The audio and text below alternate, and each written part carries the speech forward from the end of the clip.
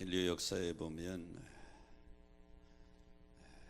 가장 길게 정권을 잡고 누렸던 왕이 아마 프랑스의 왕 루이 14세일 겁니다. 17, 18세기를 거쳐서 72년 동안 왕위에 있었으니까 대단한 절대 군주지요. 이분이 남긴 유명한 말이 짐이 국가다. 루이 14세가 한 말입니다. 하지만 절대 군주도 이 세상에서 영원히 살 수는 없죠. 임종을 앞둔 루이 14세가 유언을 합니다. 내가 죽으면 가장 화려한 옷을 입히고 관은 황금관으로 만들어서 그 관 위에 나를 눕히고, 그리고 대성당 중앙에 안치하라. 모든 불은 다 끄고 큰 촛불 하나를 켜서 황금관을 비추도록 하라. 이게 루이 14세 자기 죽음을 앞두고 했던 유언입니다. 루이 14세가 죽자 유언대로 장례식장에 그렇게 장식이 됐습니다. 전 세계에서 왕족과 귀족들이 루이 14세의 장례식에 참여했습니다. 정엄하고 오염 있는 모습이죠. 그런데 장례를 집례하던 사제가 한참을 관을 바라보고 있더니 황금관 위에 영롱하게 비추고 있는 촛불을 확 꺼버렸습니다. 장례는 아주 조용해지고 침묵이 흐르며 조금 있으니까 웅성웅성하기 시작합니다. 이때 사제가 한마디 칩니다. 오직 하나님만이 위대한 왕이십니다. 오직 하나님만이 위대한 왕이십니다. 하나님을 떠나 신앙을 잃어버렸던 왕족과 귀족들에게 일침을 가한 것이죠. 오늘 종려주일입니다. 구세주이신 예수 그리스도께서 십자가를 지시기 위해서 예루살렘에 입성하시는 종려주일이죠. 예수님이 입성하시는 모습을 보고 많은 백성들이 호산나 다윗의 자손이여 찬송하리로다 하고 인류의 구세주로 오신 예수 그리스도를 만왕의 왕으로 영접하고 있습니다. 이 종려주일에 저와 여러분이 예수 그리스도만이 위대한 왕이 되시기를 주의 이름으로 축원합니다. 예수 그리스도만이 여러분의 영원한 위대한 왕 메시아 구세주가 되시기를 주의 이름으로 축원합니다. 저는 오늘 종려주일에 본문의 말씀을 가지고 종려주일에 예수님 모습 하는 제목을 잡았는데요, 종려주일에 예수님 모습의 첫째는 겸손하여 나귀를 타셨다. 오늘 본문 5절에 보니까 그는 겸손하여 나귀 곧 멍에 미는 짐승의 새끼를 탔도다, 이렇게 말씀하고 있습니다. 예수님이 예루살렘 성에 입성하실 때에 어린 나귀를 타셨는데 겸손하여 나귀를 타셨다, 이렇게 성경은 증언하고 있습니다.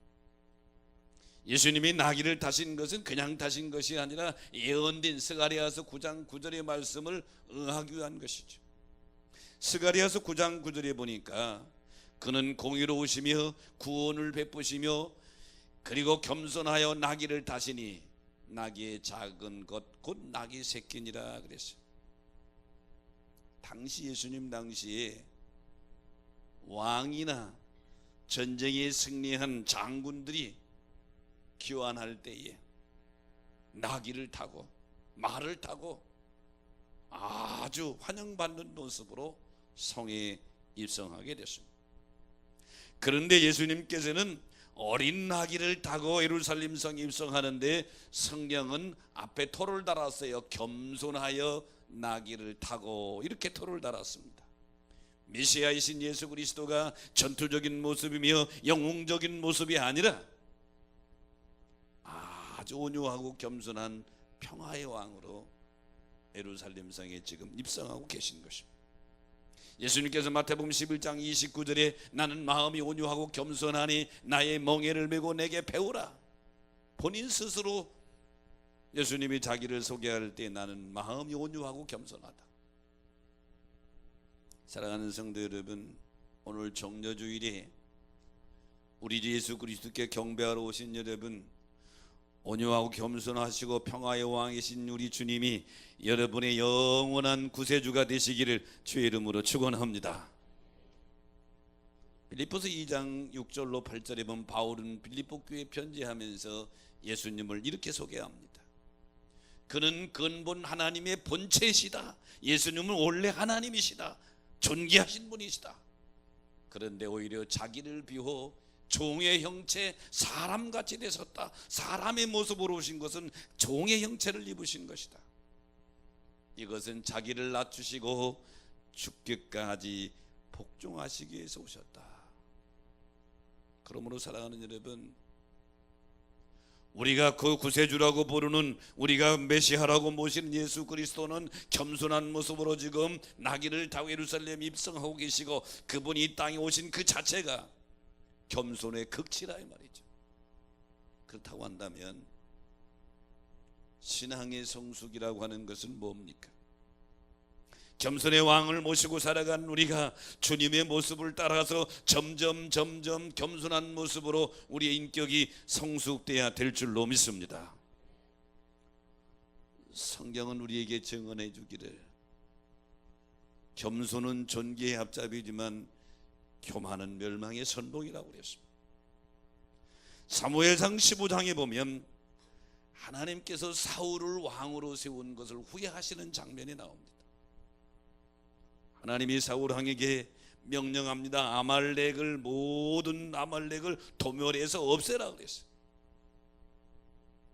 그런데 사울 왕은 하나님 앞에서 아말렉과의 전쟁에서 두 가지 범죄하게 됩니다. 하나는 아말렉의 모든 솔비를 진멸하라고 하는 명령을 어기고 좋은 것은 남겨뒀어요. 또 하나는 자기 자신을 위해서 갈멜에 기념비를 세웠습니다. 15장 12절에 보니까 사울이 갈멜에 자기를 위해서 기념비를 세웠다. 하나님의 능력으로, 하나님의 도우심으로, 하나님의 보호하심으로 전쟁에 승리했는데 하나님은 쏙 빼고 자기를 위해 승전 기념비를 세운 거예요. 즉 교만한 사울왕의 모습이 드러나는 장면입니다. 사무엘 선지자가 와서 책망하니까 하나님께 제사를 드리려고 남겨뒀다. 이때 사무엘상 15장 22절에 사무엘이 이르되 순종이 제사보다 낫고 듣는 것이 소향의 기름보다 낫다. 사울왕은 하나님을 운운하면서 하나님 그러면서 실제로는 자기 영광을 드러내게 된 것이죠.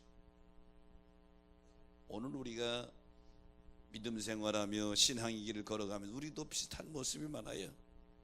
이제 부르는 하나님 그러면서 슬금슬금 자기가 드러나는 그런 모습을 보면서 오늘 예루살렘에 입성하시는 정죄주리 예수님의 모습은 만왕의 왕이시고 하나님의 본체이신 그분이 어린 나귀를 타고 입성하시는 그 모습에 성경은 토를 달기를 겸손하여 이렇게 토를 달고 있죠.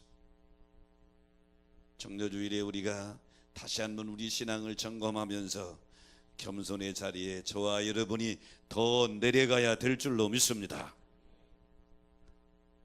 어거스틴은 이렇게 말했어요. 기독교는 첫째도 겸손이요, 둘째도 겸손이요, 셋째도 겸손이다. 일본의 내천감사인 이 영적 지도자는 구원은 회개에서 시작되고 회개는 겸손에서 시작된다 그랬어요. 오늘 정죄주일에 겸손의 왕 예수 그리스도를 구주로 모시고 있는 저와 여러분이 그분을 더 닮아가는 귀한 삶이 되시기를 다시 한번 주의 이름으로 축복합니다. 사상가인 노자가 많은 영향을 끼쳤죠. 이 노자에게는 스승이 있는데 성창이라는 분입니다. 그런데 이 성창 선생님이 임종이 가까웠다는 소식을 듣고 노자가 부랴부랴 달려가죠. 왜냐하면 마지막 가르침을 얻기 위해서입니다. 노자가 성창 앞에 꿇어 엎드려서 선생님, 저에게 마지막 아주 귀한 말씀 한마디 해주시오. 성창이 마지막 힘을 다해서 노자에게 입을 딱 벌리면서 내 입안에 이빨이 있느냐 하고 묻습니다. 노자가 이렇게 들어보니까 없거든요. 없습니다 그랬더니 또 입을 벌리면서 그러면 혀는 있느냐 그랬더니 예 있습니다. 대답을 들은 성창이 노자에게 자 이제 알겠느냐, 이게 마지막 교훈이. 노자는 신기하게도 큰 깨달음을 얻은 듯이 벌떡 일어나서 스승님 감사합니다 하고 큰 절을 올리고 마지막 스승의 임종을 지켜봅니다. 성창이 자기 제자 노자에게 가르치려고 했던 게 뭐예요? 우리 혀 안에 입 안에 이빨이라고 하는 것은 이는 강합니다. 때로는 혀를 물어서 피를 흘리기도 하고 때로는 입술을 물어서 피를 흘리기도 하지만 강한 이빨은 얼마 가지 못해서 부러지고 썩고 뽑혀서 하나도 없다. 권력이라고 하는 힘, 돈이라고 하는 힘은 강해서 때로는 사람들에게 피를 흘리게 하고 상처를 흘리게 하고 굴립하긴 하지만 얼마 못 가 다 없어진다. 하지만 혀는 이리 물리고 저리 물리고 입술은 이렇게 물리고 저렇게 물러서 피가 나고 상처가 나는 것이 여러 번 있지만 결국은 부드러운 것이 끝까지 남는다. 너 노자야, 세상에서 입술처럼 혀처럼 겸손하게 살아라. 이 마지막 교훈인 것이죠. 사랑하는 성도 여러분, 우리에게는 성창보다 뛰어난 겸손의 스승이 계신데 겸손의 왕이신 예수 그리스도인 줄 믿으시면 아멘 하십시다. 주님이 지금 예루살렘에 입성하시는데 정녀주인의 겸손하여 나귀를 타셨다. 오늘 이 주님의 모습이 여러분 일생 동안 마음에 깊이 각인되시기를 주의 이름으로 축원합니다.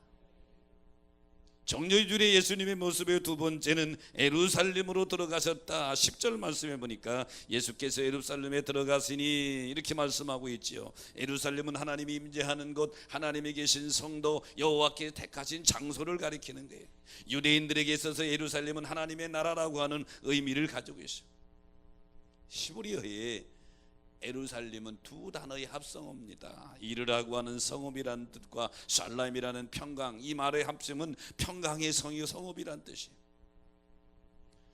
예루살렘은 영적으로는 이스라엘의 수도고 상징적으로는 하나님의 나라예요.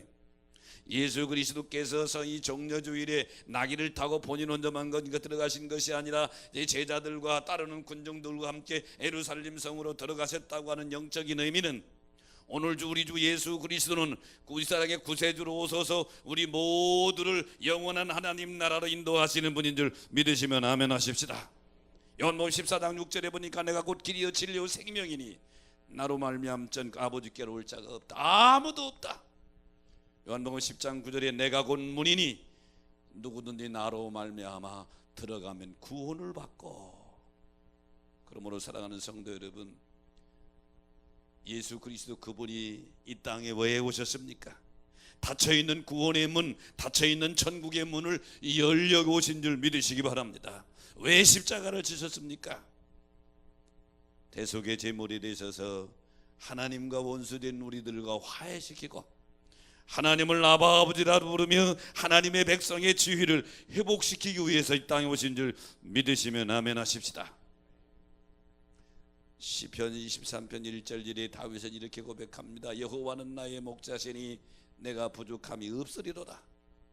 그가 나를 푸른 벌밭에 누이시며 쉴만한 물가로 인도하시는도다. 다윗의 일생을 인도하셨던 주님은 오늘 저와 여러분의 일생을 하나님 나라까지 인도해 주실 줄로 믿습니다. 천국의 모습을 요한계시록 7장에서 보여주고 있는데 7장 16절로 17절에 보니까 보좌 가운데 계신 어린 양이 그들의 목자가 되사 천국 간 성도들의 목자가 되사 그들을 생명수 샘으로 인도해 주시고 그들의 눈에서 눈물을 씻어 주시더라. 성경은 이렇게 기록하고 있죠.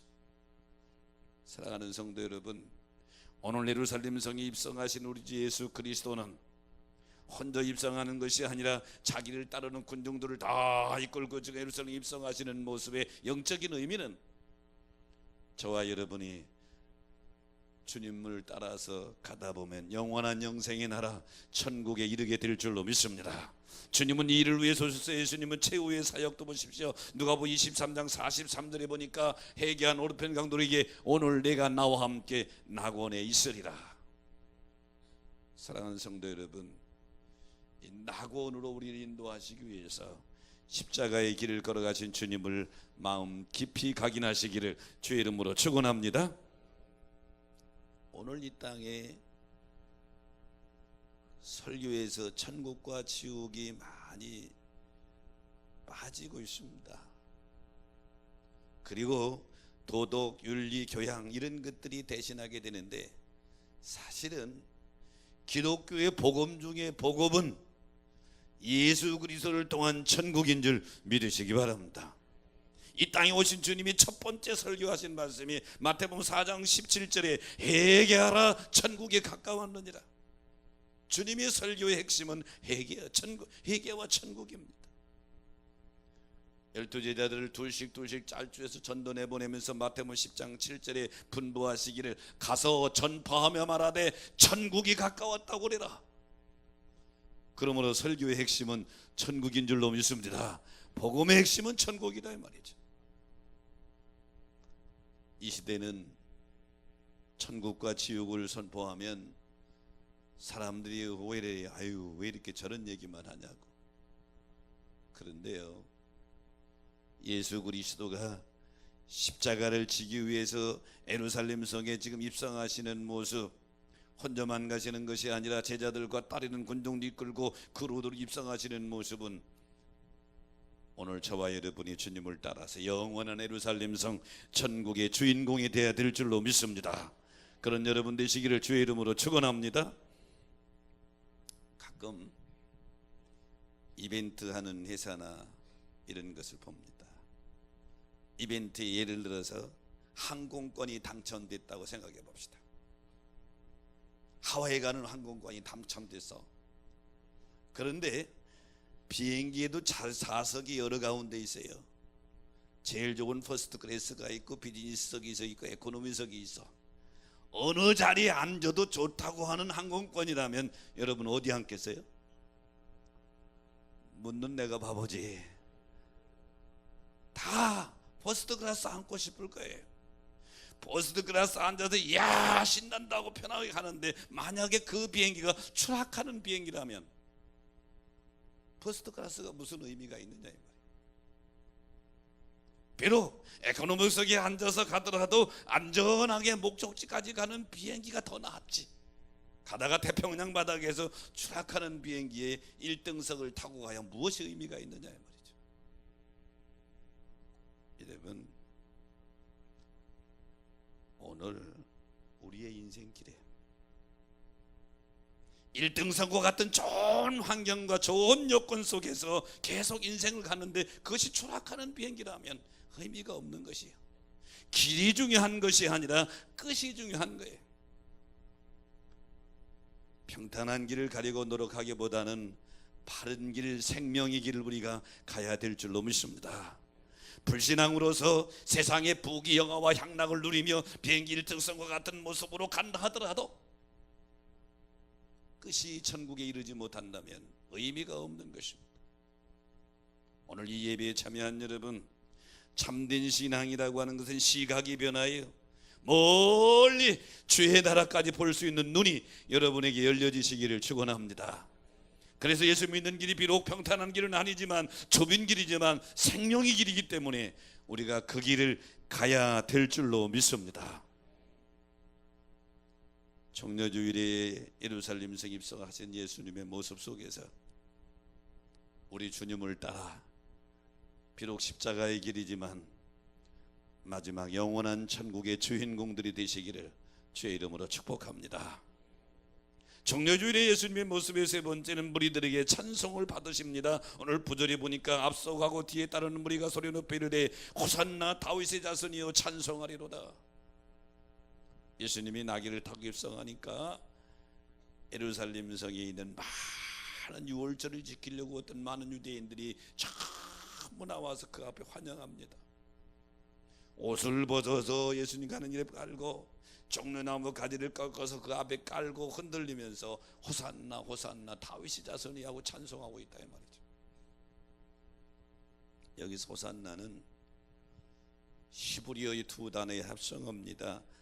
구원하다고 하는 야사라고 하는 단어와 온컨대라고 하는 나라고 하는 단어의 합성어입니다. 이 의미는 매우 중요한데 유대인들에게 구원이라고 하는 단어는 매우 신성한 단어입니다.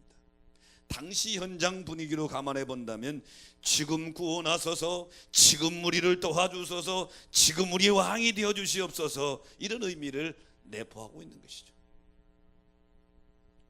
다윗의 자손이라고 하는 것은 메시아를 가리킵니다. 예루살렘 성에 나귀를 타고 입성하시는 예수님을 향해서 유대인들이 자기들이 할 수 있는 최고의 찬사와 경의를 표한 것입니다. 당신은 우리의 메시아입니다. 당신은 우리의 왕이십니다. 당신은 우리의 구세주입니다. 최고의 경배와 찬성을 올린 거예요. 물론 이들이 예수를 정치적인 메시아로 알고 있다가 며칠 한가서 십자가에 못 박으소서 십자가에 못 박으소서 하고 돌아서는 이들이긴 하지만 예수님 입성할 때에는 최고의 찬양을 돌렸다 이 말이죠. 히브리서 13장 15절에 보니까 우리는 예수로 말미암아 항상 찬송의 제사를 하나님께 드리자. 저와 여러분이 믿음 생활은 뭐예요? 예수님께 항상 찬양으로 경배하는 생활이 믿음 생활인 줄 믿으시기 바랍니다. 항상 찬양으로 경배드리는 게 믿음 생활이에요.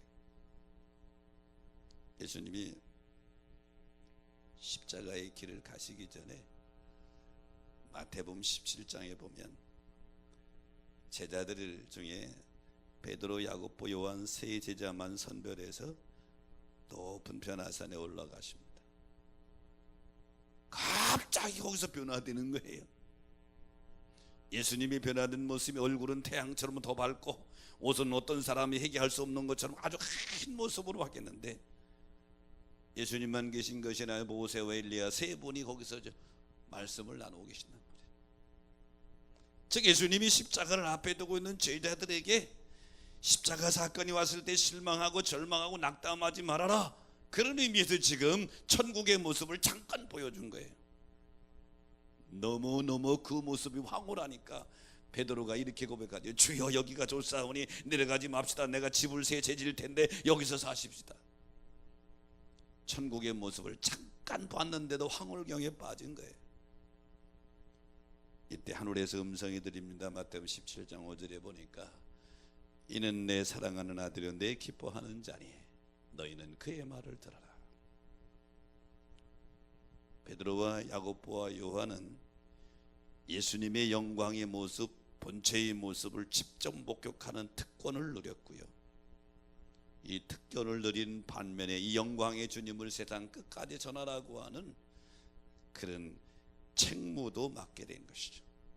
실제로 이 세 제자는 베드로는 예수님이 승천하신 이후에 초대교회를 이끌어가는 책임자로서의 역할을 감당했고, 야고보는 12제자 중에 제일 먼저 순교의 제물이 되었고, 요한은 12제자 가운데 맨 마지막까지 살아서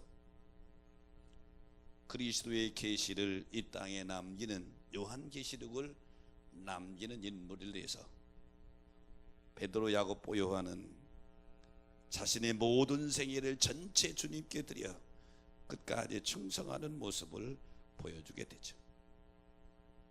사랑하는 성도 여러분, 참된 성도의 삶은 평생 하나님의 영광을 위해 사는 이 세 제자의 모습과 같아야 될 줄로 믿습니다.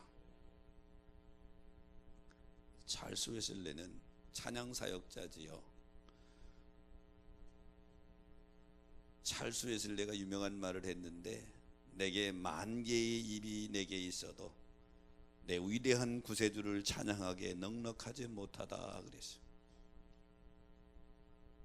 장로교의 존 칼빈은 찬양은 모든 헌신 가운데 최고이며 믿음의 진정한 증거다 그랬어요. 그런 의미에서 찬양대에 앉아있는 여러분, 복 중에 복인 줄 믿으시기 바랍니다. 찬양은 하나님께 드릴 수 있는 최고의 영광이라는 거예요. 우리의 찬양의 이유가 되시고 내용이 되시고 대상이 되시는 유일한 분은 우리 주 예수 그리스도 그분인 줄로 믿습니다. 여러분, 르네상스 시대에 3대 화가 그러면 미켈란젤로, 라파엘로, 레오나르도 다빈치를 들지요. 그 중에 미켈란젤로는 로마의 시스티나 성당의 천장의 그림을 천지창 그린 것으로 유명한데, 원래 미켈란젤로는 화가라기보다는 조각가입니다. 미켈란젤로가 훌륭한 조각가가 되는 것은 스승을 잘 만났죠. 14살 때 이탈리아의 조각가 베르톨도를 만나게 됩니다. 유명한 조각가 베르톨도를 만났는데, 베르톨도가 14살 먹은 미켈란젤로에게 조각의 모든 기초를 가르쳐준 스승이지요. 하루는 베르톨도가 미켈란젤로에게 이렇게 질문합니다. 훌륭한 조각가가 되려면 무엇이 필요하다고 생각하느냐? 이때 14살 먹은 미켈란젤로가 베르톨도의 질문에 이렇게 대답하죠. 제가 가지고 있는 재능과 기술을 더 닦아야 된다고 생각합니다, 선생님. 그랬더니 베르톨도가 내 기술이 무엇을 위해 쓸 것인지를 먼저 결정해야 된다. 기술을, 재능을 더 닦는 게 중요한 것이 아니라 그 기술과 재능을 무엇으로 위해 쓸 것인지를 먼저 결정해야 된다. 그리고 14살 먹은 미켈란젤로를 데리고 두 가운데 갑니다. 첫째 간 곳은 술집 앞입니다. 거기에 아주 아름다운 조각상이 술집 앞에 딱 놓여 있어요. 그리고 두 번째 간 것이 성당 앞에 갑니다. 성당 앞에 놓여 있는 천사의 조각상을 보여주면서 두 조각 다 아름답지. 그런데 하나는 자신의 꾀락을 위해 조각했고 다른 하나는 하나님의 영광을 위해서 조각했다. 너는 네 기술과 재능을 가지고 무엇을 위해 쓰려느냐? 이 선생님의 질문에 미켈란젤로는 하나님을 위하여, 하나님을 위하여, 하나님의 영광을 위하여. 어린 미켈란젤로가 이 스승님의 강한 가르침이 평생이 그를 지배해서 그는 자기의 재능을 가지고 하나님을 위하여, 하나님의 영광을 위해 썼다. 사순절 오늘 종려주일에 예루살렘에 입성하시는 예수 그리스도를 보고 많은 사람들이 호산나 다윗이니요, 다윗 사순이요, 호산나 다윗 사순이하고 예수님께 찬양으로 영광을 돌렸다. 오늘 종려주일에 우리가 결심해야 될 것은 내가 가지고 있는 시간, 내가 가지고 있는 재능, 내가 가지고 있는 모든 것을 가지고 하나님을 위하여, 하나님의 영광을 위하여 찬양으로 드려지는 여러분 되시기를 주의 이름으로 축원합니다. 오늘 종려주일에 예루살렘 입성하신 우리 주님의 모습 다시 한번 마음속에 새겨봅니다. 겸손하여 나귀를 타셨다.